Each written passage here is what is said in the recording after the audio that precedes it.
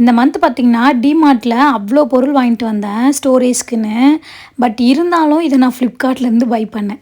ஏன்னு கேளுங்க, ஆஃபர் போட்டிருந்தாங்க. இந்த 6மே வந்து பார்த்தீங்கன்னா, ஜஸ்ட் ஒரு ₹150க்கு வாங்கியிருந்தேன். அதுக்கப்புறம் பார்த்தீங்கன்னா, இந்த 3 கத்தி, இந்த ஸ்பூன் வந்து ரொம்ப நாளா ஆசை. இது வந்து வாங்கணும். ரொம்ப டிஃப்ரெண்ட்டா இருக்குன்னு சொல்லிட்டு. ஸோ இது எல்லாமே வந்து பர்ச்சேஸ் பண்ணியிருந்தேன். எவ்வளோ தான் நம்ம வெளிய வந்துட்டு போயிட்டு பர்ச்சேஸ் பண்ணாலும், இந்த ஆன்லைன் ஷாப்பிங் பண்ணாம இருக்கவே முடியல. இந்த ஆன்லைன் ஷாப்பிங் பற்றி தெரியாத வரைக்கும் ஓகே.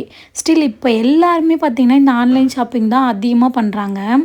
ஏன்னே தெரியல. அது ஒரு ஹேபிட்டாகவே மாறிடுச்சு. டெய்லி நைட்டு போயிட்டு அதை ஸ்வைப் பண்ணலன்னா தூக்கமே வர மாட்டேங்குது. அந்தளவுக்கு ஆயிடுச்சு. இது பார்த்திங்கன்னா வந்து சிம்பிளான டே தான். ஸோ ரசம் தான் வச்சுருந்தேன். ரசம் வச்சுட்டு உருளைக்கிழங்கு பொரியல். நெக்ஸ்ட் வீடியோவில் உருளைக்கிழங்கு வீடியோ போடுறேன். சிம்பிளாக பண்ணுவேன். இந்த ரசம் பார்த்திங்கன்னா இது ஒருத்தரோட ரெசிபி தான். ஆக்சுவலாக நான் வந்து காஞ்ச மிளகா போட்டு தான் ரசம் வைப்பேன். ஒருத்தர் வந்து ஃபஸ்ட் டைம் எனக்கு பச்சை மிளகா போட்டு வச்சு கொடுத்துருந்தாங்க. அதோட ஃப்ளேவருமே எனக்கு ரொம்ப பிடிச்சிருந்துச்சி. ஸோ ட்ரை பண்ணியிருந்தேன். ரொம்பவே சூப்பராக வந்துருந்துச்சு. நீங்களும் இந்த மாதிரி ஆன்லைன் பைத்தியமா?